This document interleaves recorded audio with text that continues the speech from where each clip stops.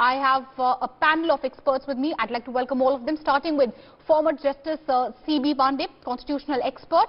Also joining us is Rahul Ishwar. He's a Hindu activist. Also with us is Major retired Mohommed Ali Shah. He is a defense expert, empowered media panelist. Also with us, Raman Malik of the BJP. I'm going to start first of all with you, Major Shah.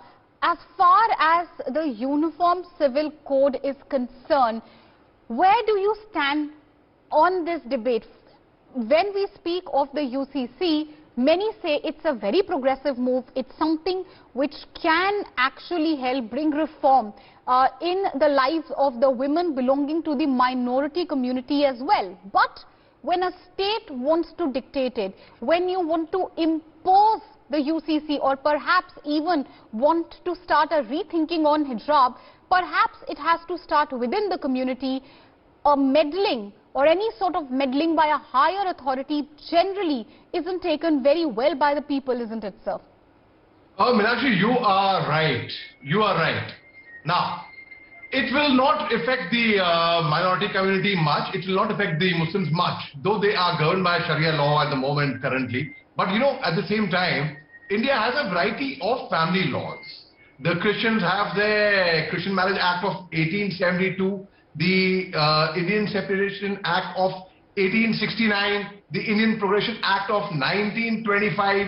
The Jews have their unmodified standard marriage law, and in the progression matter, they have their own, like they have administrated their own law. Now there is also a progression demonstration of 1925. In the same way that the Parsis, Hindus, Muslims have their own marriage and then the divorce law, and the laws of inheritance, law of property, everything, fine. Now, when they are different laws, I think when you bring into a law in one to govern everyone the same under one way, I think it's perfectly fine. It's a welcome step. There's no issue at all. So how I stand with it is, it should be clarified in the beginning itself. It should be like, I'll give you a small example, Meenakshi, like for example, the school. Now, the school had a law apparently in the prospectus. The girls apparently could have worn the hijab. But midway, when you change the rules, when you say, when you bring in a different ruling, that is when the problem arises. It's like, you know, in sports, in games, there's a rule for every game. Now, it happens that, you know, if a team is losing, and midway through that sport, you say, oh, I changed the rules. These are not the rules. It will be governed by these rules. So if it's made very, very clear, everyone is got on the same platform, it's perfectly fine. Now, I'll give you a small example. I grew up in a boarding school in Ooty, Lawrence School, Lovedale.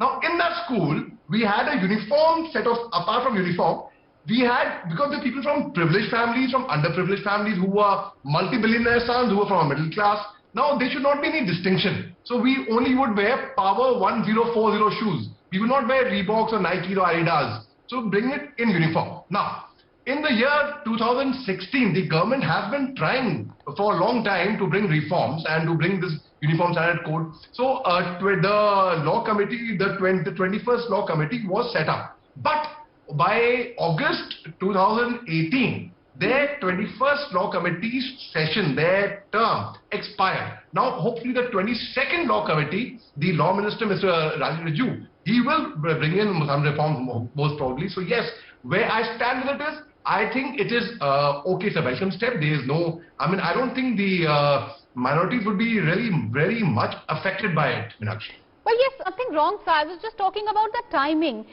You rightly said what Article 44 says. It was in 1985 that the courts also said perhaps time has come to think of UCC. But when you have a sitting chief minister rake up this issue 2 days before polls, questions will be raised if you are trying to politicize it. And I'll take it forward to someone belonging, of course, to the community, Major Mohommed Ali Shah. Help us understand, sir, when you have a state government which says that we'll form a committee, we'll look into the implementation of UCC, take recommendations, and finally perhaps go ahead and implement a uniform code.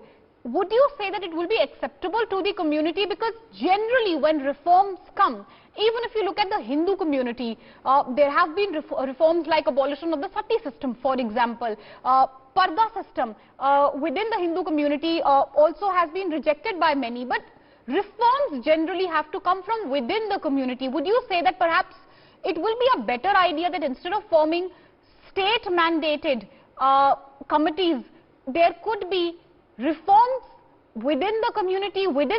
There could be a thinking perhaps about hijab also, on whether there should be a complete free will given to women to choose whether she wants to wear a hijab or not. Yeah, I think it's totally the women's prerogative, whatever she wants to wear, whether she wants to wear shalwar kameez or jeans or hijab, whatever. Though burqa, there's no mention of burqa in Islam, in Quran Sharif. There's no mention, but yes, there's a mention of hijab in the chapter 24, verse 30 and 31. Also in so there is.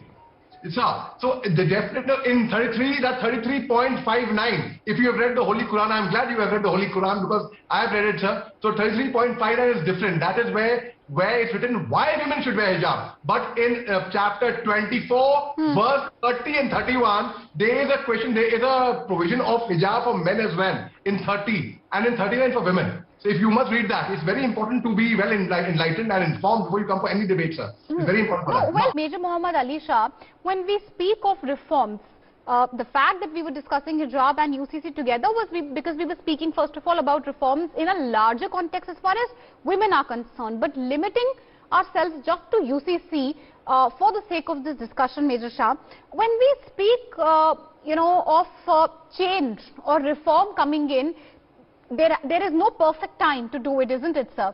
B.R. Ambedkar also had said that UCC is desirable, but the time hasn't come. Would you say that the time has finally come now? We have a debate which has been reignited around the UCC. Yes, the end goal could have been elections or electoral politics. But if there is a law which could help the women of your community, of the minority community, why not start a discussion around it? Why not bring together a council of progressive women and perhaps actually help the government in bringing about the UCC? Please, Mr. Malik, sir, please maintain a decorum over here. Okay, Meenakshi, now, okay, all right, let's do one thing. Let's both of you want to make a point. I get. Major Shah. So we'll have to, so we don't have enough time, both of you. With due respect, let's not outshout each other one by one. Let's, in a very civil manner, make our points. Okay, Raman Malik, just hold on. You did answer a question. Let Major Shah make a point. You both have about 30 seconds each. We are restrained for time. Please don't make a nuisance in the show. Otherwise, we'll end up shouting at each other. Major Shah, make your point. Then I'll go to Raman Malik to take your concluding arguments. One by one, gentlemen, please. I request you, please. Hold the dignity of the party, sir. Come on. So we have about, for now, I'd like to thank all our experts. And on that note, it's a wrap on this discussion.